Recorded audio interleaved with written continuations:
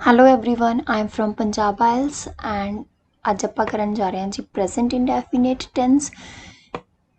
Before starting मैं एक गल कहना चाहूँगी कि तुसी मेरे अगर चैनल नूं अजे तक सबसक्राइब नहीं किया तो जरूर सबसक्राइब कर लो बिकॉज ਇਹਦੇ ਨਾਲ ਕੀ ਹੈ ਤੁਹਾਨੂੰ ਮੇਰੀਆਂ ਲੇਟੈਸਟ ਵੀਡੀਓਜ਼ ਮਿਲਦੀਆਂ ਰਹਿਣਗੀਆਂ ਜਿਹੜੀਆਂ ਕਿ ਸਾਰੀਆਂ ਹੀ ਇੰਪੋਰਟੈਂਟ ਇੰਗਲਿਸ਼ ਦੀਆਂ ਚੀਜ਼ਾਂ ਤੇ ਹੁੰਦੀਆਂ some related to academic IELTS, some related to GT IELTS, some related to grammar, vocabulary and everything.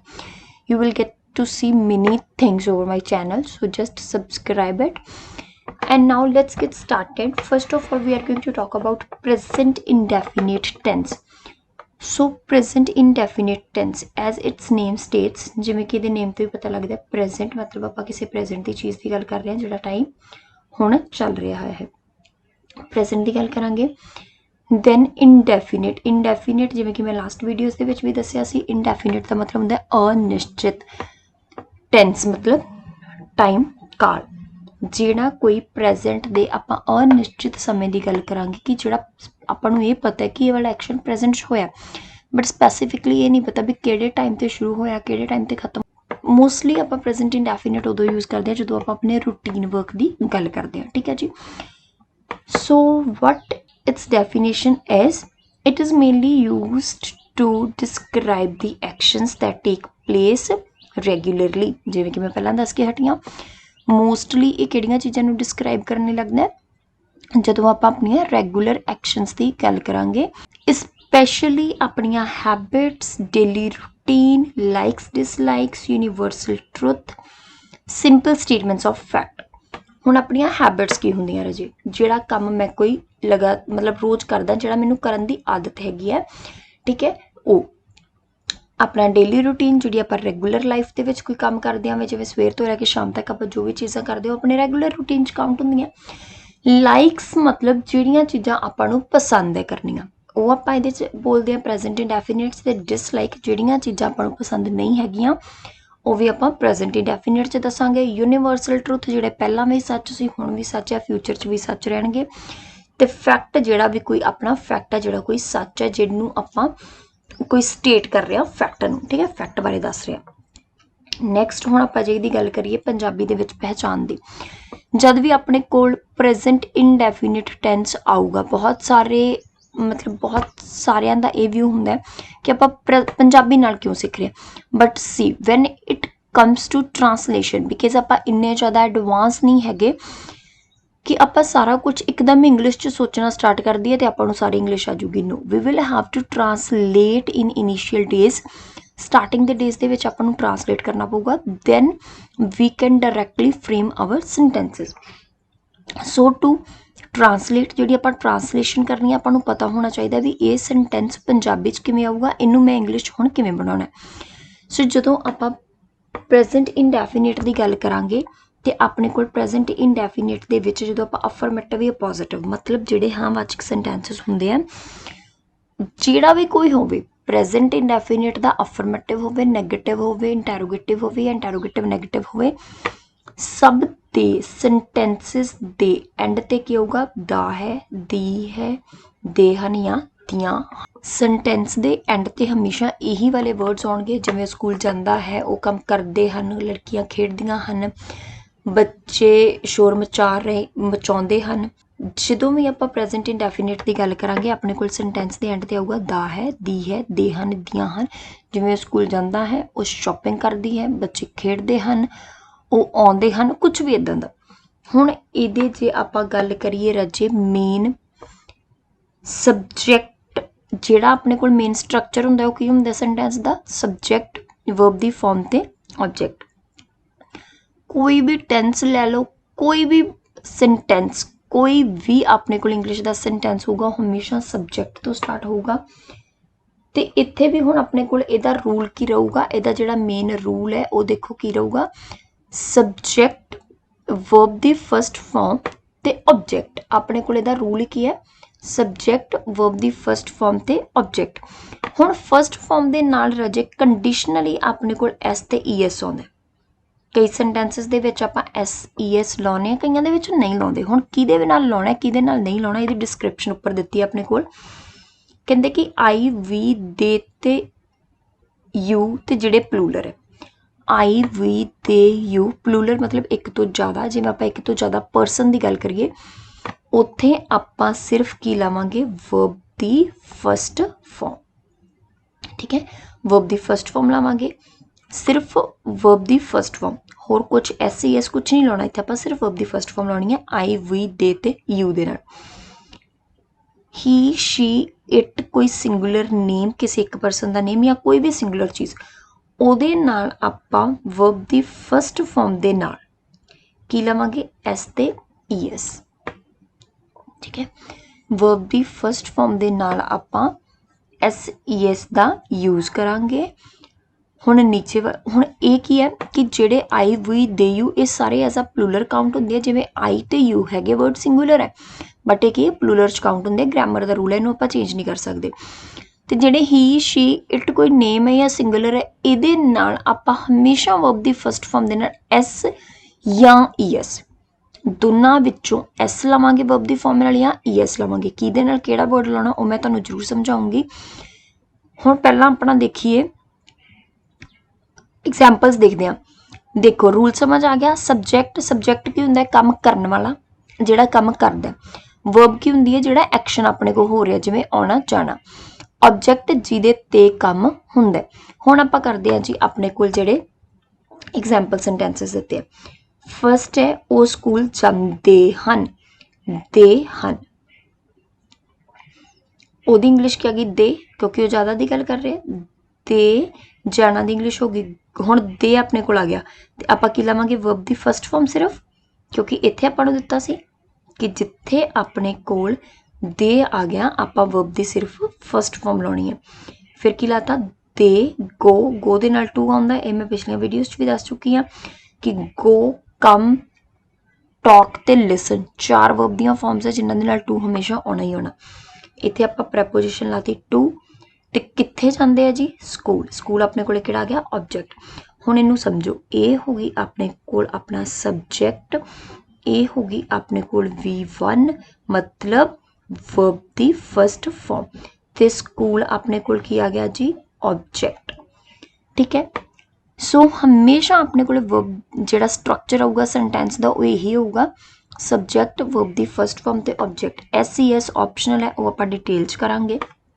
किहदे नाल होना किहदे नाल नहीं सैकेंड है जी मैं सवेरे जल्दी उठदा हाँ मैं दी इंग्लिश अपने कोल जे इत्थे ध्यान ये रखो तुहाडे लई कितना ईजी है जिहड़ा वर्ड ब्लू दे विच है उहदी इंग्लिश भी ब्लू च है जिहड़ा रैड दे विच है उहदी इंग्लिश भी रैड च है जिहड़ा ग्रीन च है उहदी इंग्लिश भी ग्रीन च ही है ते जिहड़े एक्सट्रा आर्टिकल्स या प्रैपोजिशंस है वो ब्लैक दे विच है मैं सवेरे जल्दी उठदा हाँ आई मैं उठना गेट अप जल्दी early in the morning which हुण अगैन अपने कोल आई की आ गया subject get up verb the first form ते ऑब्जेक्ट की है अपने कोल morning early in the morning वो आप एक्सट्रा इन्फॉर्मेशन दे रहे हैं कि सवेरे जल्दी उस तो बाद वो कनेडा रहिंदा है हुण देखो इत्थे अपने कोल सी ओ ते जांदे हन मतलब दे उस तो बाद आ गई गल आई दी मतलब मैं हुण अपने कोल वो कनेडा रहिंदा है मतलब आपां एक सिंगुलर परसन की गल करन जा रहे हैं इत्थे हुण ते आपां किवें लावांगे ओहदी इंग्लिश आ गई ही लिव मतलब रहना ते हुण आपां ही दे नाल की लाउणा सीगा एस या ES ते आपां इत्थे एस लाता देखो इत्थे लिखिया सी ना ही शी इट दे नाल आपां की लवांगे वर्ब दी फस्ट फॉर्म दे नाल एस या ES ते आपां ही दे नाल की लाता लिव्स क्योंकि लिव फॉर्म आ गई मेन ते एस लाता ते लिव्स बन गया इन कैनेडा वो कैनेडा विच रहिंदा है हुण आपां डिटेल च करदे हां भी किहदे नाल एस आउणा ते किहदे नाल ES आउणा क्योंकि एक बार तुहानूं स्ट्रक्चर थोड़ा जिहा समझ आ गया हुण आपां देखो राजे ES नूं याद कर लो किहदे किहदे नाल आउणा ते जिहड़े रह गए उन्हां नाल आपां हमेशा एस लावांगे ठीक है ES आपां किहदे किहदे नाल लावांगे जिहड़े वर्ब्स जिहड़ियां अपने कोल वर्ब दियां फॉर्म्स हुंदियां जदों उन्हां दा एंड जिहड़ा अपने कोल लास्ट इन्हां वर्ड्स दे नाल होऊगा ते आपां हमेशा उहदे नाल किहड़ा वर्ड लवांगे ई ते एस जिहड़ियां वर्ब दे एंड ते अपने कोल ए वाले वर्ड्स आ जाणगे O double S Z CH, SH ਜਾਂ X, ਉਹਨਾਂ ਦੇ ਨਾਲ ਆਪਾਂ ES ਲਵਾਂਗੇ। ਇਹਨਾਂ ਤੋਂ ਬਿਨਾਂ ਜਿਹੜੇ ਬਚਣਗੇ ਉਹਨਾਂ ਸਭ ਦੇ ਨਾਲ ਆਪਾਂ ਕੀ ਲਵਾਂਗੇ ਜੀ S। ਐਗਜ਼ਾਮਪਲਸ ਤੁਹਾਨੂੰ ਇੱਥੇ ਦਿੱਤੀਆਂ ਹੋਈਆਂ ਦੇਖੋ, ਜਿਵੇਂ ਗੋ O ਤੇ ਐਂਡ ਹੁੰਦੀ ਹੈ, ਫੋਰਮ ਤਾਂ ਆਪਣੇ ਕੋਲ ਸਿਰਫ ਗੋ ਹੀ ਹੁੰਦੀ ਹੈ ਨਾ, O ਤੇ ਐਂਡ ਹੁੰਦੀ ਹੈ, ਤਾਂ ਕਰਕੇ ਆਪਾਂ ਨਾਲ ES ਲਾਉਂਦੇ ਹਾਂ, ਗੋਜ਼ ਬਣਦਾ। ਕਿਸ ਵੀ ਫੋਰਮ ਤਾਂ ਆਪਣੇ ਕੋਲ ਇਹੀ ਹੈ, ਡਬਲ S ਦੇ ਨਾਲ ਐਂਡ ਹੋ ਰਿਹਾ ਤਾਂ ਆਪਾਂ ES ਲਾਤਾ। ਵਾਚ ਕਿਹਦੇ ਤੇ ਆਪਣੇ ਕੋਲ ਐਂਡ ਹੋ ਰਹੀ ਹੈ, CH ਦੇ ਨਾਲ, ਤੇ ਆਪਾਂ ਉੱਥੇ ਵੀ ਕੀ ਲਾਤਾ ES। ਬਸ ਉੱਥੇ ਵੀ ਡਬਲ Z ਆ ਗਿਆ ਤੇ ਉਹਦੇ ਨਾਲ ਵੀ ਆਪਾਂ ਕੀ ਲਾਤਾ ES। ਇਹ ਚੀਜ਼ਾਂ ਤੁਸੀਂ ਯਾਦ ਕਰ ਲੈਣੀਆਂ। ਉਵੇਂ ਫਿਕਸਿਸ ਤੇ ਸਪਲੈਸ਼ਿਸ ਕਿ ਇਹ ਵਾਲੇ ਜਦੋਂ ਵੀ ਆਪਣੇ ਕੋਲੇ ਵਰਡਸ ਦੇ ਨਾਲ ਵਰਬ ਦਾ ਐਂਡ, ਸਿਰਫ ਐਂਡ ਤੇ ਧਿਆਨ ਰੱਖਣਾ ਹੈ। ਸਟਾਰਟ ਜਿੱਥੋਂ ਮਰਜ਼ੀ ਵਰਬ ਹੋ ਰਹੀ ਹੋਵੇ, ਜਿਵੇਂ ਗੋ ਹੈ G ਤੋਂ ਸਟਾਰਟ ਹੋ ਰਹੀ ਹੈ ਬਟ ਐਂਡ O ਤੇ ਹੋ ਰਿਹਾ, ਉਹ ਆਪਾਂ ਧਿਆਨ ਰੱਖਣਾ। ਕਿਸ ਵਰਡ ਸਟਾਰਟ K ਤੋਂ ਹੁੰਦਾ ਬਟ ਡਬਲ S ਤੇ ਜਾ ਕੇ ਐਂਡ ਹੁੰਦਾ, ਤਾਂ ਆਪਾਂ ਉੱਥੇ ES ਲਾਉਣਾ। ਇਹ ਚੀਜ਼ਾਂ ਦਾ ਤੁਸੀਂ ਧਿਆਨ ਰੱਖਣਾ, ਠੀਕ ਹੈ ਜੀ। ਤੇ ਇਸ ਤੋਂ ਬਿਨਾਂ ਜਿੰਨੀਆਂ ਵੀ ਵਰਬ ਦੀਆਂ ਫਾਰਮਸ ਬਚ ਗਈਆਂ ਉੱਥੇ ਆਪਾਂ ਕੀ ਲਵਾਂਗੇ, ਸਿਰਫ ਆਪਣੇ ਕੋਲ S, ਠੀਕ ਹੈ। ਹੁਣ ਐਗਜ਼ਾਮਪਲਸ ਦੇਖੋ, ਸਪੈਸ਼ਲੀ ਜਿਵੇਂ ਆਪਾਂ ਪਹਿਲਾਂ ਗੱਲ ਕੀਤੀ ਸੀ ਕਿ routine, habit, likes, dislikes, truth, fact ਵਾਲੀਆਂ। ਐਗਜ਼ਾਮਪਲ ਕੀ ਹੈ, I get up early every day, ਮੈਂ ਹਰ ਰੋਜ਼ ਜਲਦੀ ਉੱਠਦਾ, ਮਤਲਬ ਮੇਰਾ ਰੂਟੀਨ ਹੈ। He goes to the playground daily, habit ਹੈ। They like to listen to music, ਉਹਨਾਂ ਦੀ ਲਾਈਕ ਹੈ। Water boils at 100 degree Celsius, truth ਹੈ। ਤੇ he lives in India, fact ਹੈ ਕਿ ਜਿਹੜੀ ਚੀਜ਼ ਸੱਚ ਹੈ। ਸੋ ਇੱਥੇ ਦੇਖੋ ਆਈ ਦੇ ਨਾਲ ਆਪਾਂ ਗੈਟ ਅਪ ਲਾਇਆ, ਕੋਈ SES ਨਹੀਂ। ਹੀ ਦੇ ਨਾਲ ਆਪਾਂ ES ਲਾਇਆ ਕਿਉਂਕਿ ਗੋ ਤੇ ਵਰਬ ਐਂਡ ਹੋ ਰਹੀ ਸੀ। ਦੇ ਨਾਲ ਆਪਾਂ ਵਰਬ ਦੀ ਫਸਟ ਫਾਰਮ ਲਾਈ ਕਿਉਂਕਿ ਇਹਦੇ ਨਾਲ ਆਪਾਂ SES ਨਹੀਂ ਲਾਉਣਾ ਹੁੰਦਾ।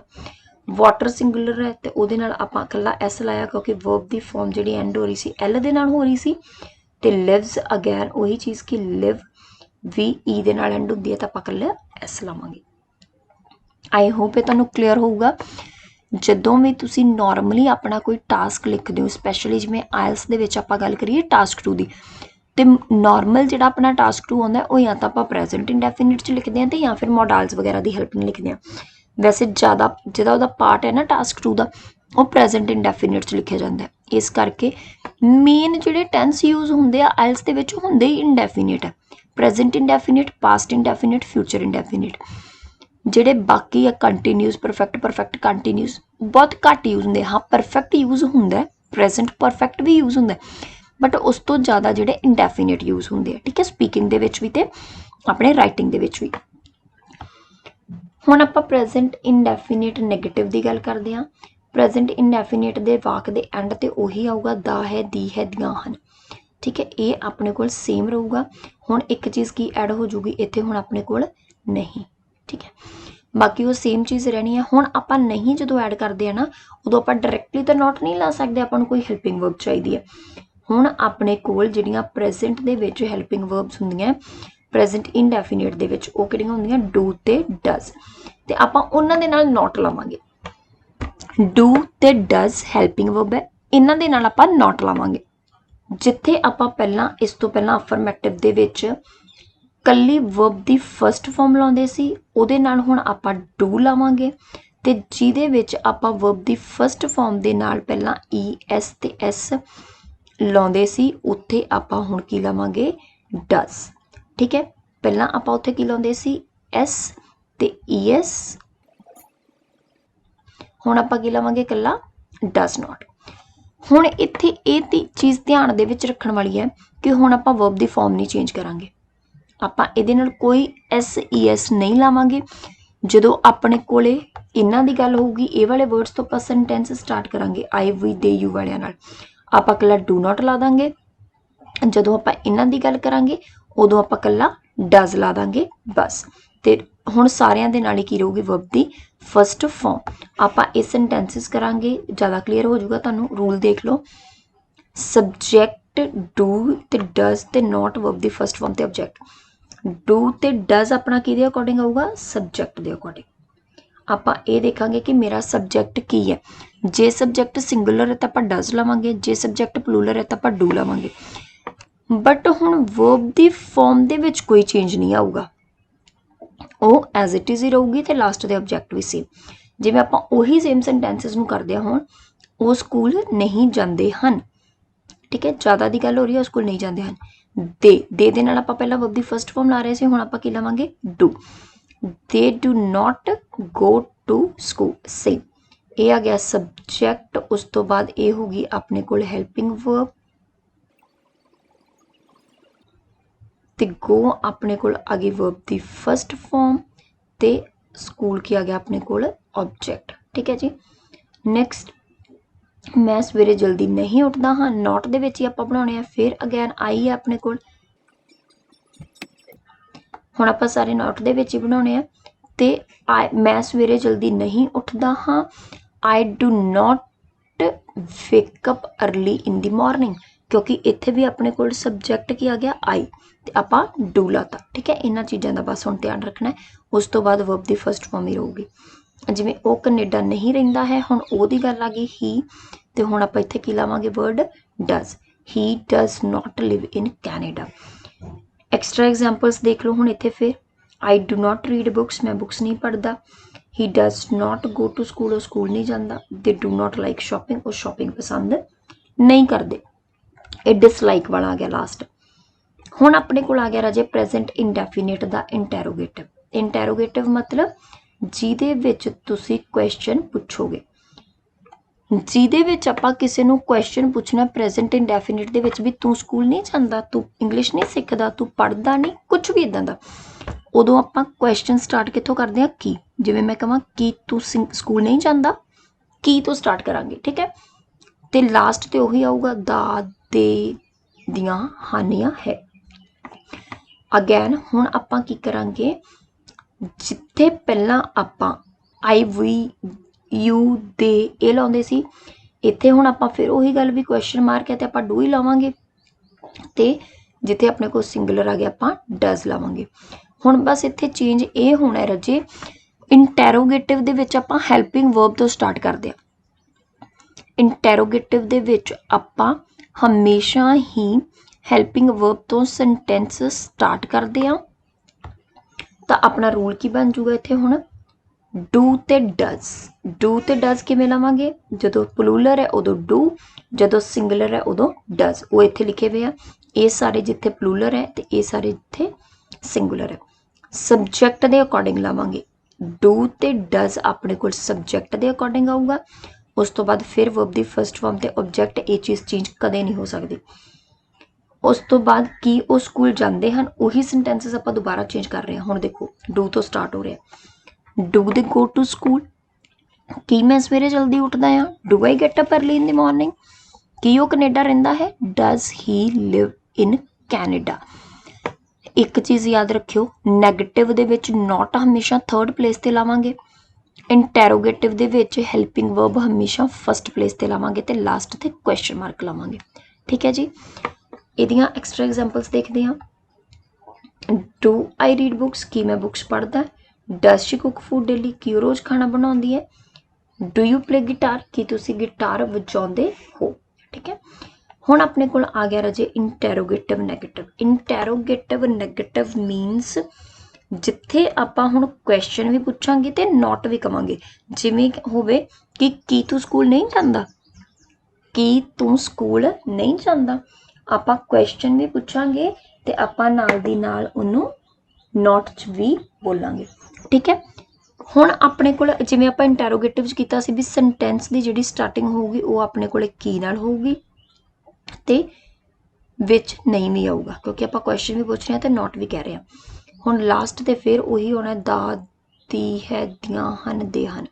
ठीक है, ये चीज़ आपां इस इंडेफिनिट दे विच सेम टू सेम ही रहूगी, इन्नी चेंज हुंदी।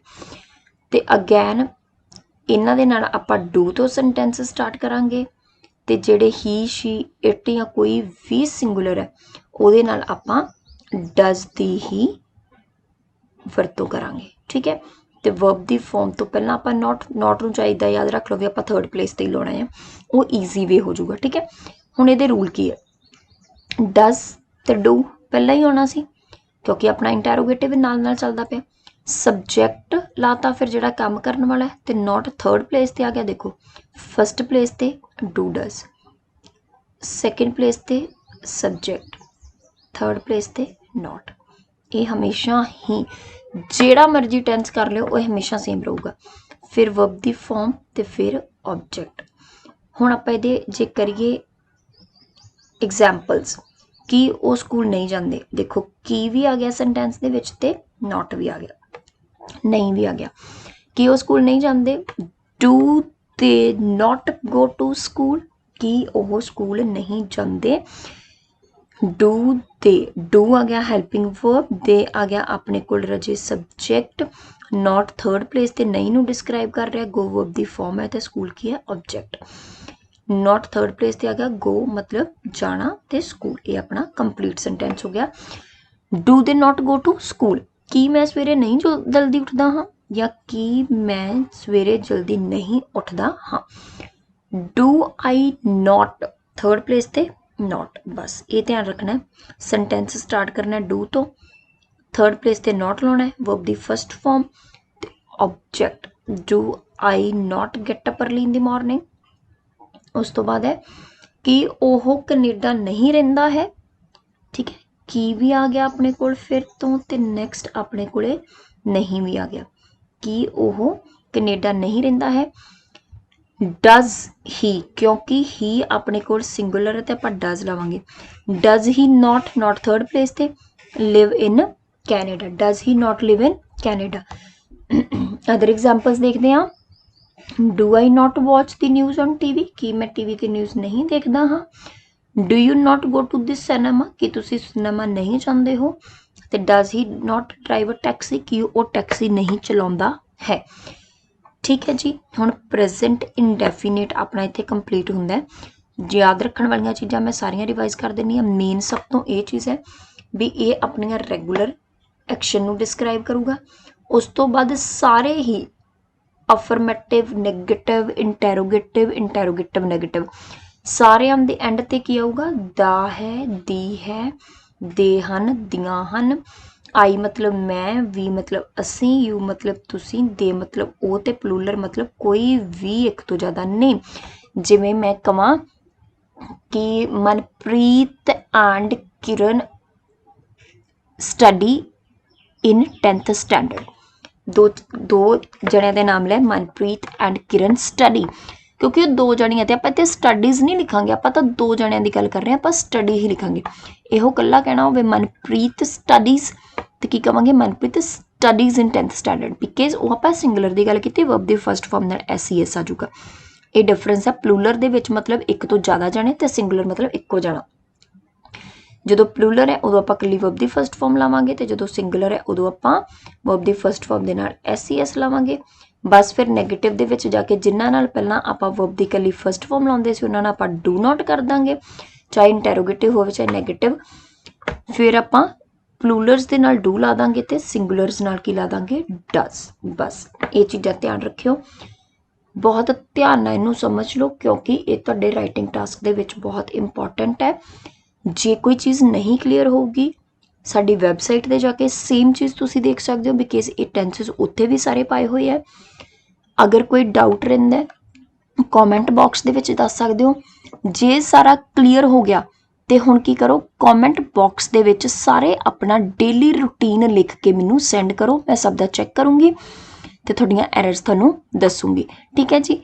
सो I hope you would do this is a kind of your homework and it is going to be interesting। तुसी सारे अपना डेली रूटीन लिख के, चाहे 5 सेंटेंसेस है, 6 सेंटेंसेस है, 10 सेंटेंसेस है, मैक्सीमम लिखने की ट्राई करो, तो जरूर लिख के मैनू कॉमेंट बॉक्स दे विच भेजो, मैं जरूर चेक करूँगी सब दा। Thank you so much for watching my video, and again I am saying you the same thing, just subscribe my channel to get more videos related to English and grammar as well as IELTS। Thank you so much।